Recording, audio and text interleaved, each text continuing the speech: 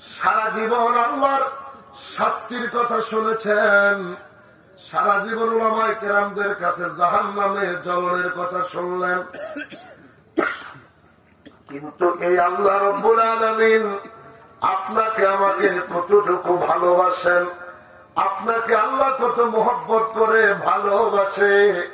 ও মুসলমান বাবারা, আমার ছোট ছোট ভাইরা, আমার পর্দার অন্তরালে মায়েরা বোনেরা শুনে রাখেন, এই জগৎ আমার আল্লাহ সৃষ্টি করেছেন ফি সিত্তাতি আইয়ামিন সুম্মা ইস্তাওয়া আলাল আরশ।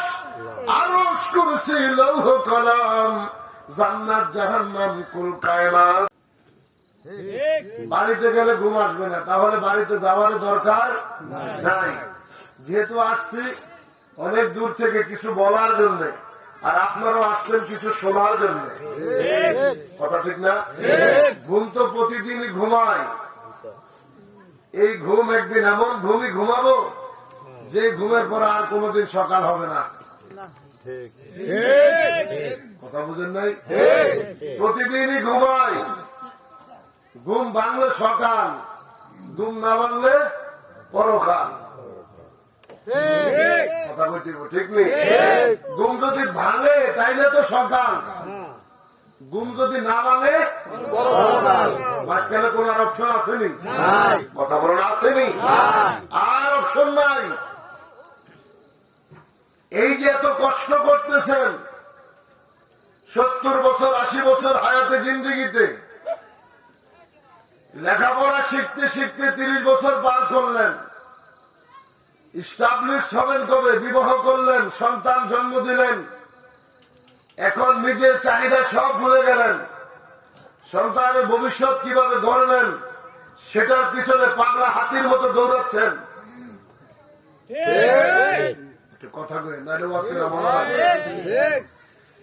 নিজের জীবনের মজাটা শিক্ষা জীবন পর্যন্তই, তখন আমার শিক্ষা জীবন যখন শেষ হয়ে যায়, কর্মজীবনে পা রাখলেন, নিজের সব শেষ। তখন আবার পরিবারের চিন্তা, সন্তান হয়েছে, পৃথিবীতে আসছে, নিজের জীবন দিতে রাজি, কিন্তু সন্তানের কত ক্ষতি হবে এটা কোনো বাবা মা চায়? এই সন্তান থেকে শুরু করে আবার মরার আগ পর্যন্ত এই পরিবার, এই সংসার কি গড়ে গেলাম, কতটুকু জমি কিনলাম, বাড়ি কয়টা বানাইলাম, ছেলে তো আমার 3 জন, ঘর তোমার তো একটা, 3টা কিভাবে করা যায়, এই মরিচিকার পিছনে আমরা সবাই দৌড়াচ্ছি, একটা বারো চিন্তা করি না আমি যে কবরে যাব সেখানে আমি কি নিয়ে যাব। কিন্তু আপনি কি জানেন, এই সারা জীবন যাদের পিছনে ব্যয় করলেন, এই মুহূর্তে আপনার রুহুটা বাইর হয়ে যাবে। আপনারা তো কষ্টের বাড়ি, এই যে চরঞ্চলের বাবারা, আল্লাহ তাআলার বিধান, আল্লাহ তাআলা নদীর এপার ভাঙ্গে ওপার ঘরে, এটা আল্লাহ তাআলার সাথে জোর করে পৃথিবীর কোন মানুষ পারবে না। আল্লাহ যদি ভালোবাসা রাখে তাতেই সম্ভব। এরপরও কথাটা বলছি, কখনো এখানে, কখনো ওখানে, কখনো আবার আরেক জায়গায়, একটার পর একটা শুধু বেঁচে থাকার জন্য মানুষের এই যে চিন্তাধারা, বেঁচে থাকার জন্য এত কষ্ট, সন্তানকে কি দিয়ে গেলাম, আমার সন্তানের ভবিষ্যৎ কি গড়ে দিলাম, এত কষ্ট করে বাড়িটা বানাইলেন, ইন্তেকাল হইল, 1টা মিনিট আপনার আর খাড়ের উপরে রাখা হয় না, সাথে সাথে আপনার মাটির মধ্যে শোয়া দেয়।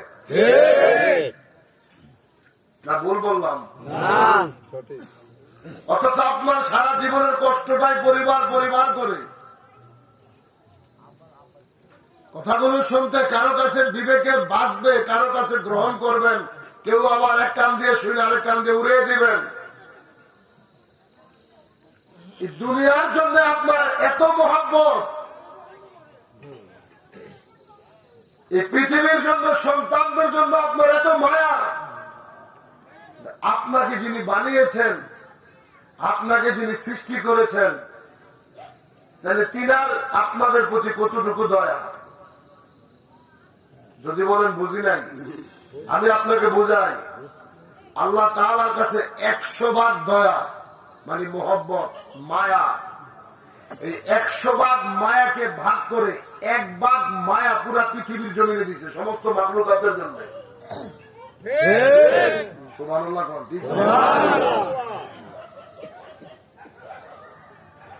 100 ভাগের থেকে কত ভাগ দিছে? 1 ভাগ। আমার লাগে যদি কিছু না বুঝেন, আল্লাহর কসম লাগে আমার 10 বার বললেন যে ভাই আমি বুঝি নাই। আমি বলতে আসছি, কিছু বুঝাইতে আসছি। আমি এখানে বৈশা গজল গামু, আমি 2-1টা ইতিহাস বলে চলে যাবো। সকালবেলা পাবলিক জিগাইবো ওয়াজ কি করছে, সামনে করবেন তোমার একটা মজা হয়েছে। এই ওয়াজের তো কোনো দাম নাই। কথা বলেন। যদি আপনারা আমার সাথে কথা বলেন, উত্তর রিপিট করেন, তাহলে আমার আপনাকে বুঝাইতে সহজ হইতেছে। আর আপনি যদি একেবারে পোল্ট্রি মুরগির মতো জিমাইতেই থাকেন, তাহলে আমার মনে হবে মরা মিশালের কথা বলতেছি। আপনারা আছেন এই জায়গায়? আশা লাগা ছাড়া তারা আছেন নি? আল্লাহু আকবার জোরে বলেন।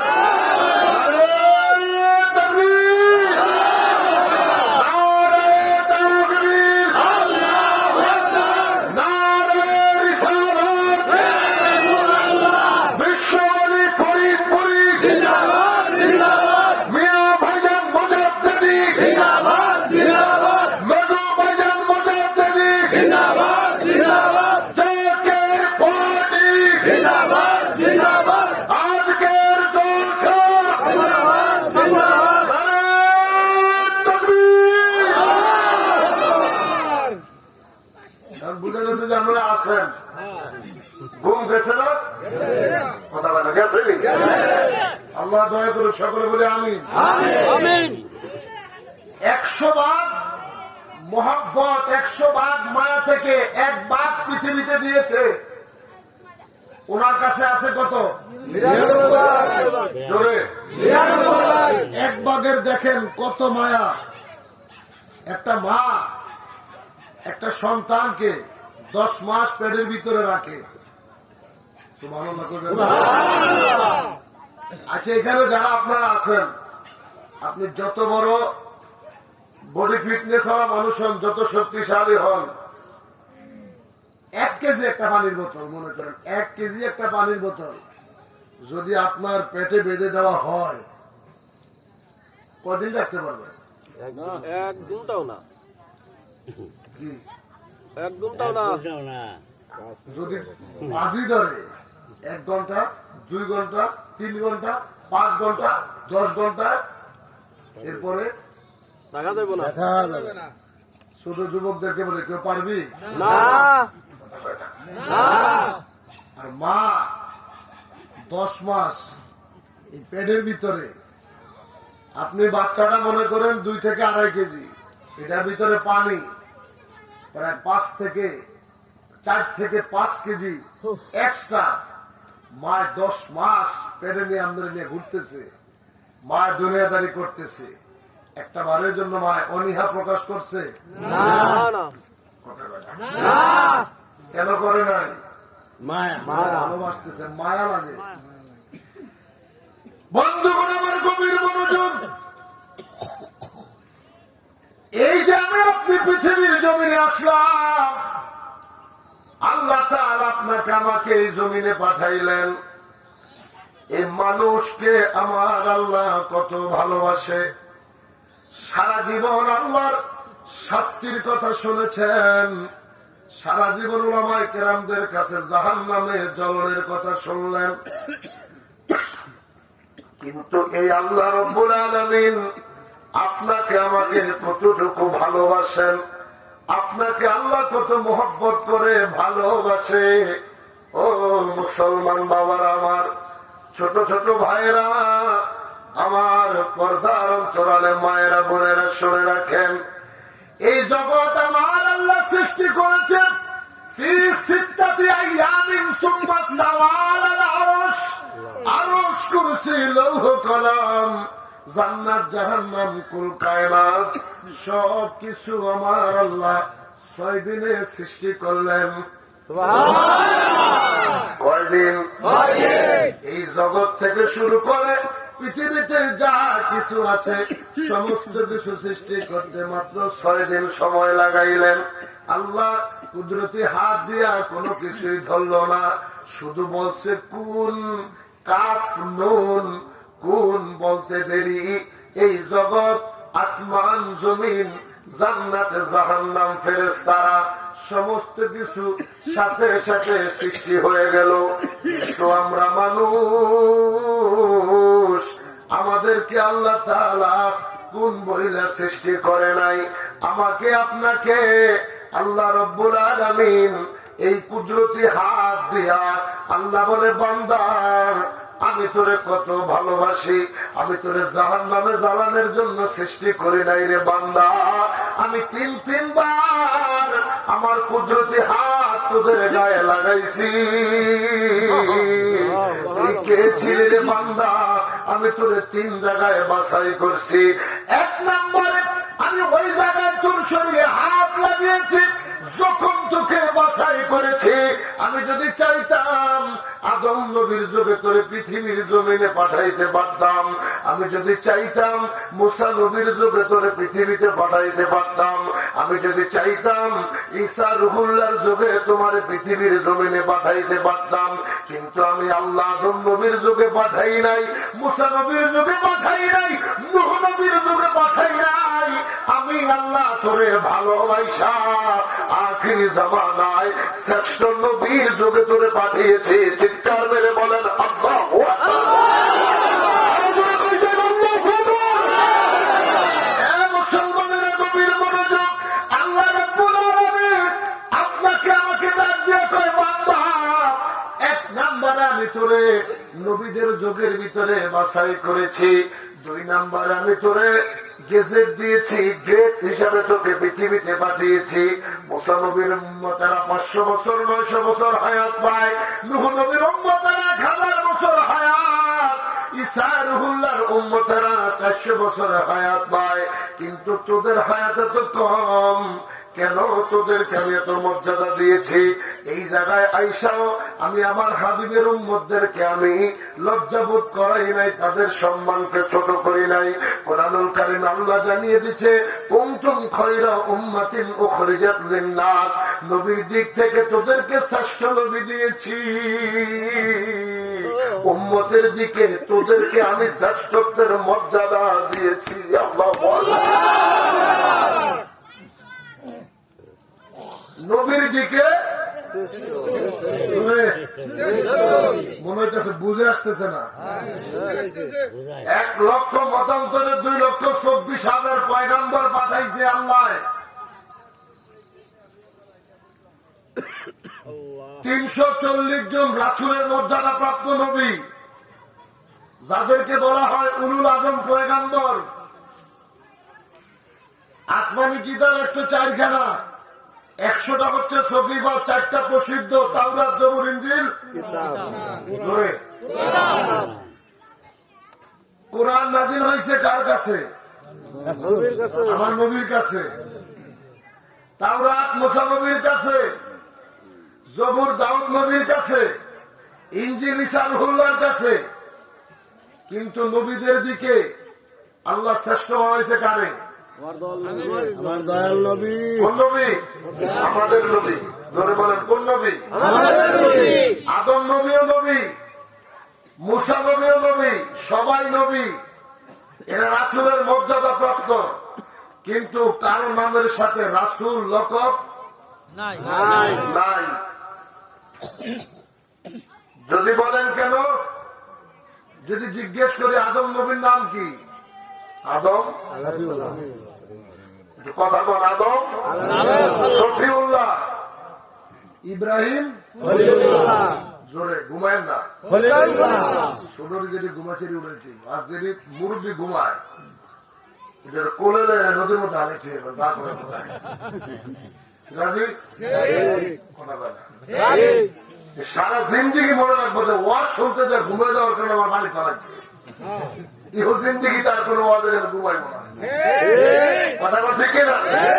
যা করার একদিনই ঘটবো, আর জীবনে ঘটবো না। ঠিক নেই? আদম শফিউল্লাহ, ইব্রাহিম, মুসা ঈসা মুহাম্মাদুর সাল্লাল্লাহু আলাইহি ওয়াসাল্লাম কিতাবের গ্রন্থ। নবীদের দিকে শ্রেষ্ঠ নবী দিছে, রাসূল শব্দ নামের সাথে লাগাইয়া দিছে কে? আরো জোরে কইতে বলতে, আদম নবীও নবী, ঈসা নবীও নবী, মুসা নবীও নবী, আর আমার আপনার নবীও নবী। পার্থক্য আছে নবিয়া? এই জন্য আল্লাহকে আমি যদি চাইতাম তোরে আদম নবীর উম্মত বানাইতে পারতাম রে, আমি যদি চাইতাম তোরে ঈসা নবীর উম্মত বানাইতে পারতাম, কিন্তু আমি তোরে ভালোবাসা শ্রেষ্ঠ নবীর উম্মত বানাইছি। কুরআনুল কারীমে আল্লাহ যে জাতিকে দুর্বল বললেন ৫ পারার প্রথম পৃষ্ঠায়, অখলিকাল ইনসানু দাঈফা, আমি তোদেরকে দুর্বল করে সৃষ্টি করছি। আপনি বলতেছেন শক্তিশালী, আল্লাহকে আপনি দুর্বল। আপনি আপনার শরীরের দেমাগ দেখাচ্ছেন, আপনি আপনার ক্ষমতার দেমাগ দেখাচ্ছেন, আপনি আপনার বডি ফিটনেসের পাওয়ার দেখাচ্ছেন। রাস্তা দিয়ে হাঁটলে মানুষকে আপনি মানুষ মনে করেন না। আপনি রাস্তা দিয়ে হাঁটলে আপনার চোখ মাটিতে পড়ে না।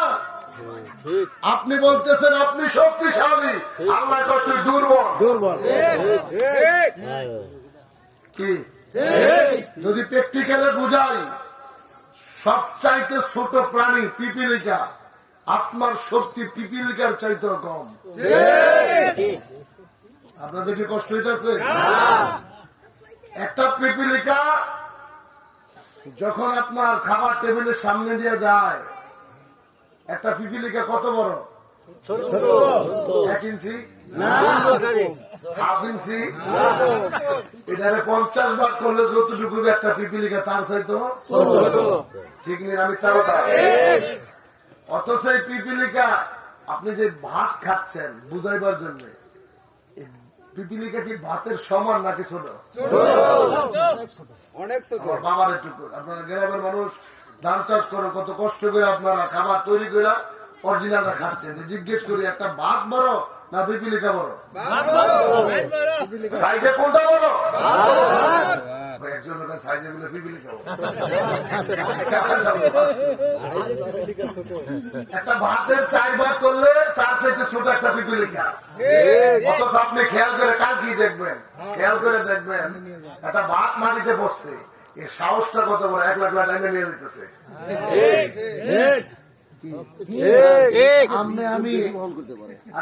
আমি এত শক্তি দেখাই, আমার শরীরের ওজন যদি 80 কেজি হয়, আমার 160 কেজি দিলে আমার কাম সারছে।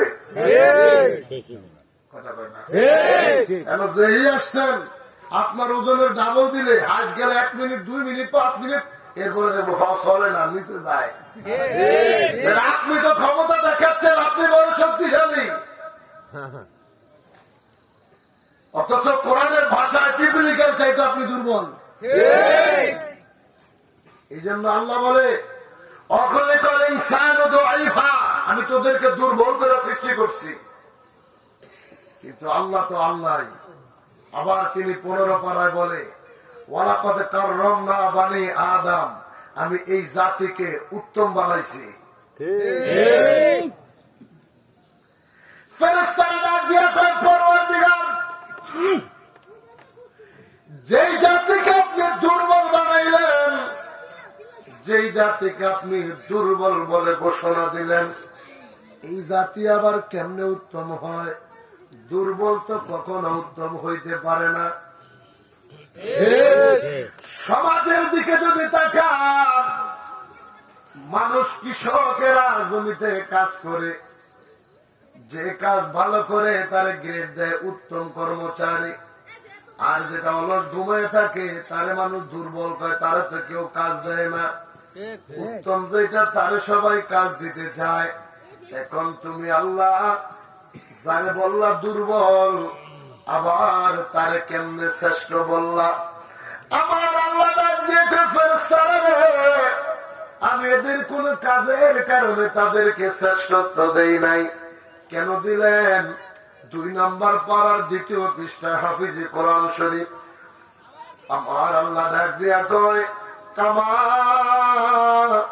আরসালনা ফীকুম রাসূলা, এই দুর্বলদের ভিতরে আমি আমার রাসূলের আগমন ঘটাইছি, এই জন্য নবীর সম্মানে এদের সম্মান বাইরে গেছে। চিৎকার মেরে বল আল্লাহু আকবার।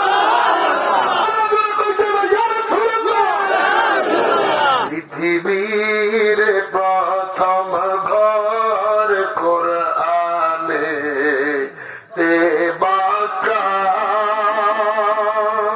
বন্ধুর নামের মিমে দ্বারা বানাই সমকা। আল্লাহু আল্লাহু আল্লাহু আল্লাহু আল্লাহু লা ইলাহা ইল্লাল্লাহ। আল্লাহু আল্লাহু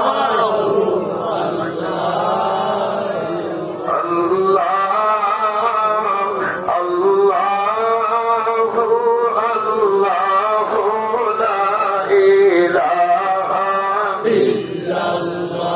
মারহাবা জোরে বলুন। এই জাতিকে শ্রেষ্ঠ বানাইছে কেন? রাসূল সাল্লাল্লাহু আলাইহি ওয়াসাল্লাম। এই দুর্বল জাতির মাঝখানে আমার হাবিবের আগমন ঘটছে। বাংলা ধরে কোন? তাইলে আপনার আমার দাম বাড়ার কারণ কি? জোরে বলেন, কার খাতিরে? আরো জোরে বলেন, কার খাতিরে? এই জন্য আমার আল্লাহ রাব্বুল আলামিন বললেন, বান্দা তোকে আমি 2 জায়গায় হাত লাগাইলাম। 1 নম্বরে যখন নবীর দিক থেকে বাছাই করেছে, 2 নম্বরে যখন উম্মতের ভিতর আমাদেরকে সার্টিফিকেট শ্রেষ্ঠত্বের দিয়েছে, 3 নম্বর